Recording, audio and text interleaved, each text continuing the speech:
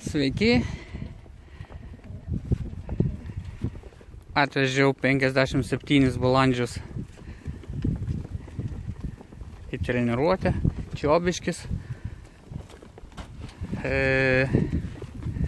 14 kažkur kilometrų tiesiai. 12.05 leidžiam.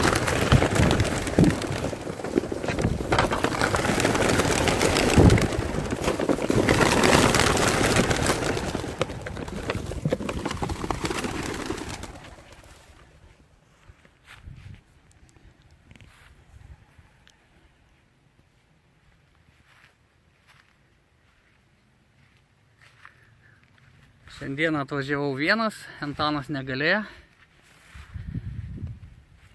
Nutariau išbandyti Brikon aparatūrą, kurią įsigijom. Todėl išleidau ir užregistravau 7 iš 8 metinukus. Jaunikliukam dar žiedų nedėjau, visko nespėjau.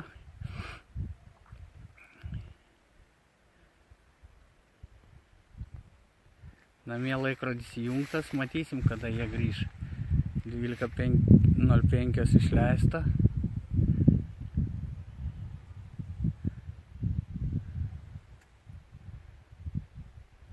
Gerai, paukščiai iš karto paėmė teisingą kryptį.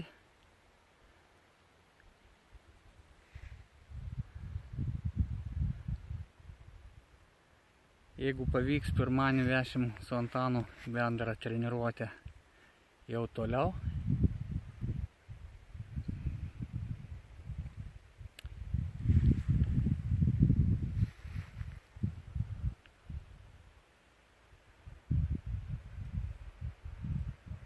Šiandieną ryte, tai 15 parą, grįžo jauniklis, kurį leidom 19 rugpjūčio, žemėtom kojom ir žiedu žemėtų iš Kaišiadorių. Ten buvo sunkus skridimas, daug paukščių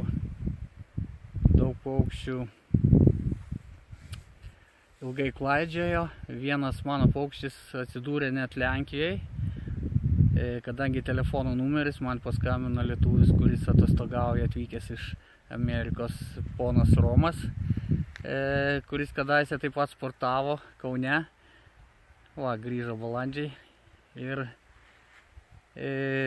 pasakė, kad matė mano metinę patelę, kurią aš įsigijau iš Vydo Krivaičio iš Marijampolės, jaunikliukai apipliukę. Nuklydusią į Lenkiją ir užėjusią pas Lenkus į balandinę. Tai vat, tokie atsitikimai. Paukščiai kažkur tai Čiobiškio virš Čiobiškio nuskrydo. Ten upė, neris toliau už miško. Kągi, važiuosiu laukti, žiūrėsim, kaip šiandieną skrys. Iki.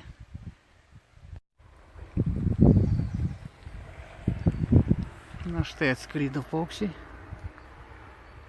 Atskrydo iš vakarų krypties, pietvakarių krypties, kaip ir priklausytų.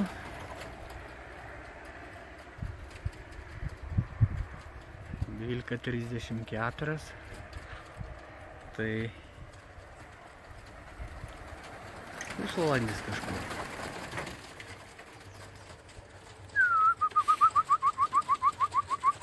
Einam.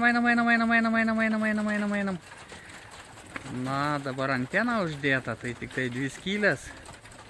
Kamštis, reikia ieškoti antros antenos.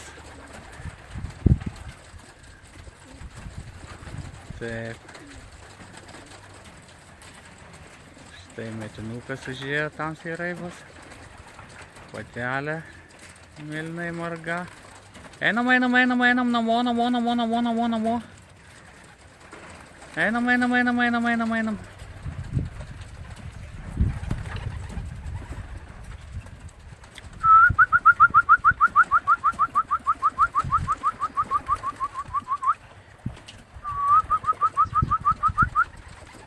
Einam.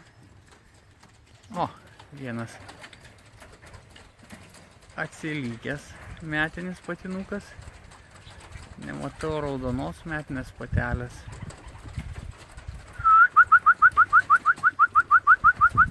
Einam. Namo.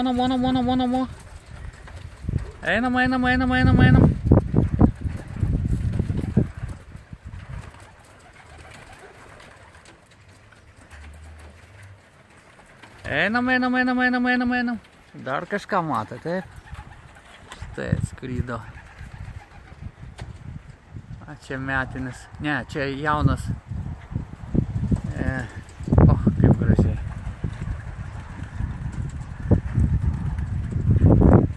Tamsus margas.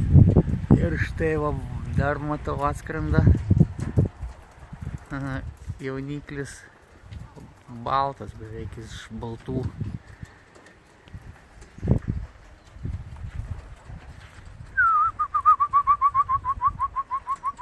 Einam.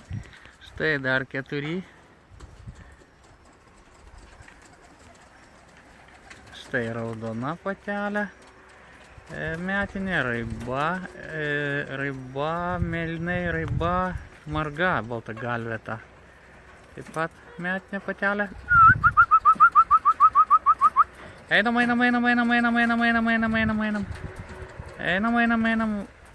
Beržinė šita patelė irgi. Baltagalvė užėja, beržinė irgi metinė su žiedu brikonu. Einam.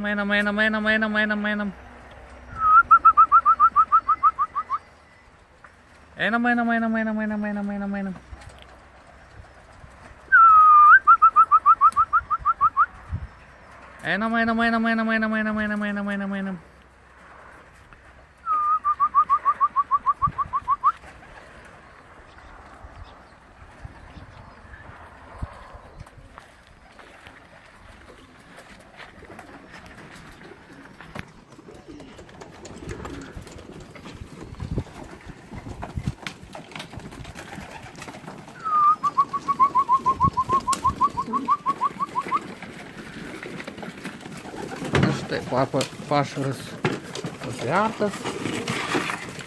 Čia toks lengvas. Daugiau miežių. Vanduo su elektrolitu.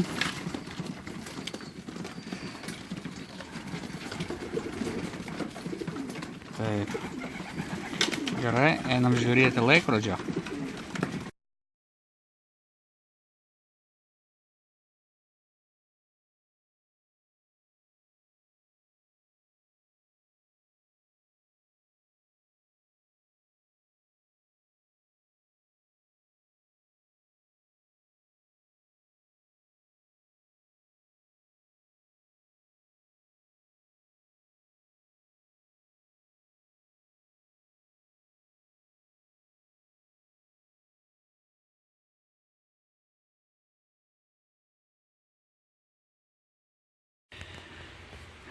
Taigi baigėsi šiandienos treniruotė, noriu trumpai dabar apibendrinti.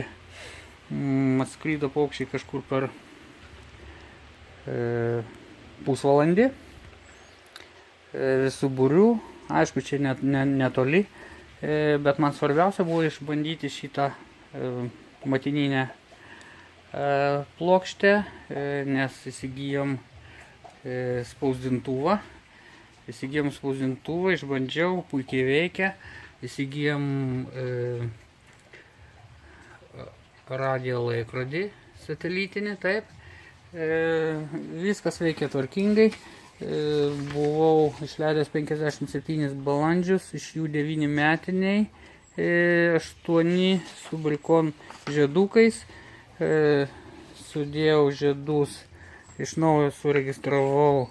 Čia pirminė paraiška atspausdinta, taip, paukščių. Toliau atspausdina Nu, atseit etapo varžybinis lapas, čia aš vienas dalyvis toksai, tai varžybinį lapą spausdino ir po to jau grįžus sudėliojo žodžių rezultatus etapo grįžimo protokolą. Tai va, jeigu aš viską, kaip suprantu, dariau kaip ir viską tvarkingai, eilės seka viskas pavyko gerai, tai va, matosi, pirmas yra balandis, atvyko 12:34:21, tai 30 žiedas Mėlynai Raibas iš Šiaulių, toliau 1:22 patinukas irgi 7 sekundėm vėliau, po to dar 10 sekundžių vėliau patinukas Tamsiai Beržynis, po to patelė 4 ir taip toliau.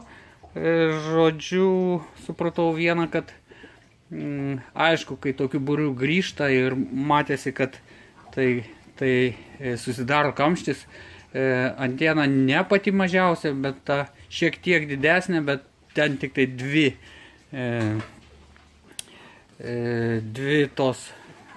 du balandžiai gali įlysti pro tas landas, tai išvada ta, kad reikia antros antenos, dar jungti prie vieno įėjimo to kapšo ir tada būtų geriau. Na, bet nežinau, iš varžybų tokiais būriais negrįš, aišku, žiūrėsim, kaip čia viskas vystysis, dar tik mokomės. Prie to pačio norėčiau, kadangi viskas jau yra, bet mums trūksta bendraminčių, trūksta bičiulių, kol kas dviese su Antanu mes čia žaidžiam, ruošiam jaunimą. Norėčiau pakviesti, aišku, ir savo, ir Antano vardu į mūsų klubą, pabandyti pasportuoti su tais sportiniais balandžiais, padalyvauti ir, aišku, maloniai praleisti laiką, kam įdomu, tai tikrai įdomus užsiėmimas ir palinkėti visiems gero skrydžio, iki kitų susitikimų. Ačiū, kad žiūrite. Viso.